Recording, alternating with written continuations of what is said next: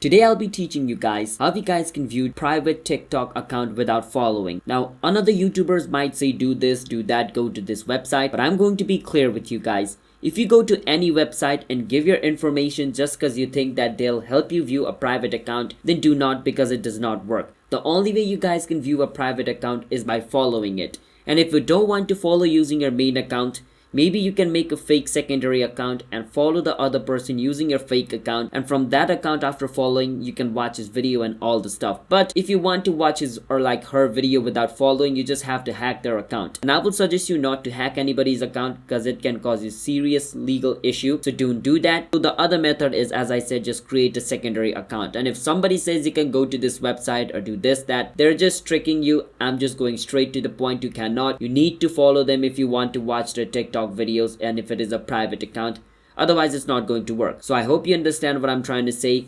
And if you guys found our video helpful on how to view private TikTok account without following, then hit the subscribe to our channel one step for future videos just like this. I will see you guys next time.